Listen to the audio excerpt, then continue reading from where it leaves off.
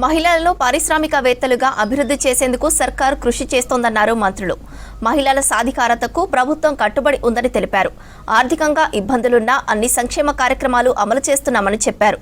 జిల్లాలో పలు అభివృద్ధి కార్యక్రమాల్లో పాల్గొన్నారు మంత్రులు.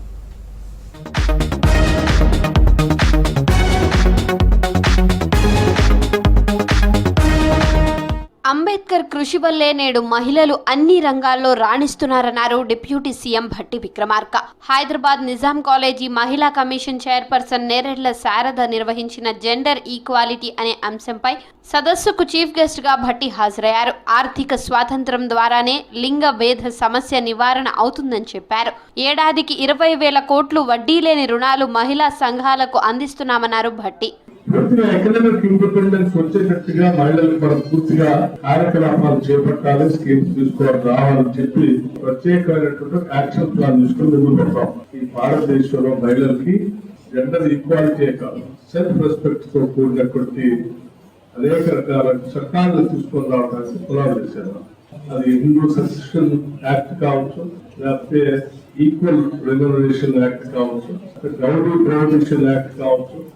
జెండర్ ఈక్వాలిటీ పైన ప్రత్యేకంగా దృష్టి సారించడమే కాకుండా తీసుకొచ్చినటువంటి పాష్ యాక్ట్ కూడా సంపూర్ణంగా అమలు చేయాలనేటువంటి ఆలోచనతోనే ముందుకు పోతా ఉన్నాం. బీఆర్ఎస్ హయాంలో రాష్ట్ర ఖజానా మొత్తం ఖాళీ అయిందన్నారు మంత్రి వివేక్ వెంకటస్వామి. ఎన్ని ఇబ్బందులున్నా సంక్షేమ పథకాలు అమలు చేస్తామని చెప్పారు. మెదక్ జిల్లా నర్సాపూర్లో వివిధ అభివృద్ధి కార్యక్రమాల్లో పాల్గొన్నారు వివేక్. కళ్యాణ లక్ష్మి, షాదీ ముబారక్, రేషన్ కార్డులు పంపిణీ చేశారు. అర్హులందరికీ ఇందిరమ్మ ఇండ్లు ఇస్తామన్నారు. ప్రభుత్వ రూల్స్ ప్రకారం ఇండ్లు కట్టుకోవాలని సూచించారు. కార్మికులకు కనీస వేతనాలు అందేలా చర్యలు తీసుకుంటామన్నారు వివేక్. టీఆర్ఎస్ ప్రభుత్వం ఉన్నప్పుడు ఈ రాష్ట్రానికి ఖజానా ఖాళీ పెట్టడం జరిగింది. మీరందరూ కూడా ఇది దృష్టిలో పెట్టుకోండి. కాంగ్రెస్ ప్రభుత్వం అంటే ప్రజల ప్రభుత్వము, ప్రజల కోసం పనిచేస్తుంది కాంగ్రెస్ ప్రభుత్వం అని చెప్పి మీరందరూ కూడా దృష్టిలో పెట్టుకోవాలి. కాంగ్రెస్ పార్టీ మాట ఇచ్చినప్పుడు మాట నిలబెట్టుకుంటుంది.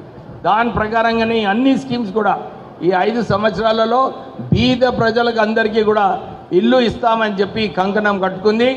10 సంవత్సరాలు టీఆర్ఎస్ ప్రభుత్వంలో మనకు డబుల్ బెడ్రూమ్లు ఇస్తానని చెప్పి మనకి ఇచ్చిందమ్మా డబుల్ బెడ్రూమ్ ఇల్లు. కానీ ఇప్పుడు మన అందరికీ ఇందిరమ్మ ఇల్లులు వస్తాయి. చాలామంది కూడా వచ్చి నాకు అడుగుతున్నారు, సార్ నాకు అర్హత ఉంది, నాకు కూడా రావాలి ఇందిరమ్మ ఇల్లు అని చెప్తే కొద్దిగా ఓపిక పడండి. ఫస్ట్ లిస్ట్ ఆల్రెడీ అయిపోయింది. సెకండ్ లిస్ట్లో ఇంకా ఎక్కువ మందికి ఇచ్చే అవకాశం ఉంటుంది. ఇందిరమ్మ ఇల్లులు అందరికీ కూడా వస్తుందని చెప్పి వారికి అందరికీ భరోసా ఇప్పించడం జరుగుతుంది. మహిళలను మహారాణులను చేయడమే ప్రభుత్వ లక్ష్యమన్నారు కార్మిక శాఖ మంత్రి వివేక్ వెంకటస్వామి. మెదక్లో పర్యటించిన మంత్రి కలెక్టర్ కార్యాలయంలో మహిళా శక్తి సంబరాల్లో పాల్గొన్నారు. 6 గ్యారంటీలను నిలబెట్టుకుంటూనే మహిళలకు వడ్డీలు లేని రుణాలు అందిస్తున్నామని చెప్పారు వివేక్. మహిళలకు కాళ్ళ మీద నిలబడాలి. వారికి ఇంతకుముందు ఏదైతే కాంగ్రెస్ ప్రభుత్వమో పావులా వడ్డీ స్కీమ్ 2004లో ప్రారంభించినారో దీన్ని మళ్ళీ వడ్డీ లేని రుణాలు ఇచ్చే కార్యక్రమం పెట్టుకోవడం జరిగింది. ఇది కేవలం మీ మేలు కోసం.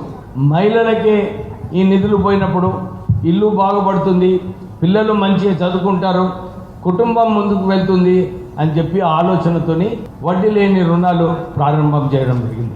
మనకు ఒక మంచి అవకాశం, మన మహిళలందరూ కూడా ఇది ఉపయోగించుకోవాలి. మహిళలకు క్యాంటీన్లు ఇస్తున్నారు, మహిళలకు ఎలక్ట్రిక్ బస్సెస్ ఇస్తున్నారు, ఒక మంచి పెట్రోల్ స్టేషన్ కూడా ల్యాండ్ అలాట్ చేయడం జరిగింది. రైతులు ఆయిల్ పామ్ను సాగు చేయాలన్నారు మంత్రులు తుమ్మల నాగేశ్వరరావు, పొన్నం ప్రభాకర్. ఆయిల్ పామ్ సాగుకు కోతుల బెడద ఉండదన్నారు. అకాల వర్షాల ఇబ్బందులు ఉండవని చెప్పారు. సిద్దిపేట జిల్లా కోహెడ మండలం బస్వాపూర్లో మెగా ఆయిల్ పామ్ ప్లాంటేషన్ ప్రోగ్రాంలో పాల్గొన్నారు మంత్రులు తుమ్మల, పొన్నం. గత బీఆర్ఎస్ సర్కార్ గౌరవెల్లి ప్రాజెక్టును పట్టించుకోలేదని విమర్శించారు. ఈ ప్రాజెక్టును పూర్తి చేసి రైతులకు అందిస్తామని చెప్పారు. 5 ఎకరాలు మీ ఇష్టమైన పంటలు వేసుకొని 5 ఎకరాలు ఆయిల్ ఫామ్ వేసుకోమని మాత్రం నా హుస్నాబాద్ నియోజకవర్గ రైతులందరికీ విజ్ఞప్తి చేస్తా ఉన్నా. దీనికి దిగుబడి సుంకం ఏదైతే ఇంపోర్ట్ ట్యాక్స్ ఉందో కొంత అవగాహన లేకుండా దాన్ని తొలగించినా మళ్ళీ దేశవ్యాప్తంగా ఈ యొక్క అన్ని రకాల ఆయిల్ ఉత్పత్తులకు సంబంధించిన రైతులంతా కేంద్ర ప్రభుత్వం ఒత్తిడి తెస్తారు. తప్పకుండా ఆయిల్ ఫామ్ రైతుల యొక్క ఆకాంక్షలకు అనుగుణంగా మంచి ధరతోటి ప్రభుత్వం కొనుగోలు చేసేటువంటి కార్యక్రమం జరుగుతుంది. 2-3 సంవత్సరాల్లో రేవంత్ రెడ్డి గారి నాయకత్వాన్ని కనీసం 10 లక్షల ఎకరాలన్నా జిల్లాకు 1 లక్ష ఎకరాలు ఉమ్మడి జిల్లాలో పామాయిల్ ఉండాలి. ఇప్పటికే 6 ఫ్యాక్టరీకి శంకుస్థాపన చేశాం, పనులు జరుగుతున్నాయి. సీఎం గారు ఒప్పుకుంటే మీ నెరమెట్ట ప్రాజెక్ట్ ని ఫ్యాక్టరీని ఓపెన్ చేస్తానని చెప్పి కూడా ఈ సందర్భంగా మనం చేస్తున్నాం. కాబట్టి ఒక ఎంజీపీ మినిమం గ్యారంటీ ప్రైస్ ఒకటి సాధించుకొని 20,000కి తగ్గకుండా 25,000 వరకు మనం దీన్ని రేట్ని ఫిక్స్ చేసి కేంద్రం మీద ఒత్తిడి తీసుకొచ్చి తెలంగాణ రాష్ట్రాన్ని 1,00,000 టన్నులు పండుతుంటే 98% మన 2 రాష్ట్రాల్లోనే పండుతుంది. అందులో కూడా రేపు తెలంగాణ ఆంధ్ర కంటే మించిపోవాలి. భద్రాద్రి కొత్తగూడెం జిల్లా అశ్వారావుపేటలో పెండింగ్ పనులు వెంటనే పూర్తి చేయాలని ఆదేశించారు మంత్రి పొంగులేటి శ్రీనివాసరెడ్డి. ఎమ్మెల్యే ఆదినారాయణతో కలిసి ఆయన మార్నింగ్ వాక్ చేశారు. ప్రధాన రోడ్డు పనులు, నాలా పనులను పరిశీలించారు. స్థానికులను అడిగి సమస్యలు తెలుసుకున్నారు.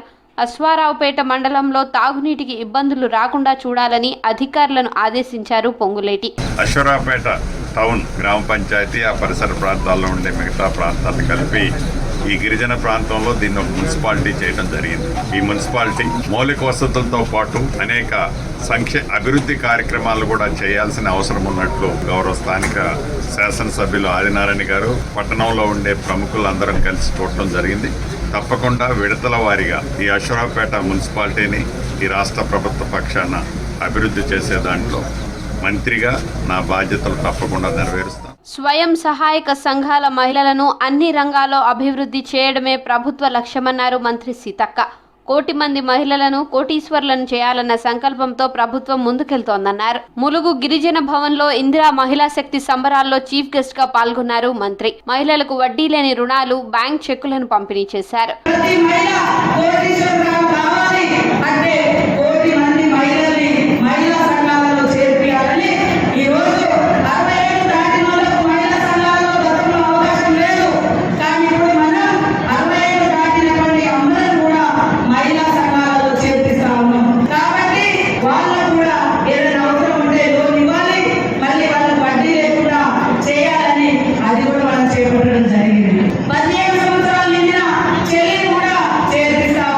జిల్లాలో విస్తృతంగా పర్యటిస్తున్న మంత్రులు అభివృద్ధి కార్యక్రమాల్లో పాల్గొంటున్నారు.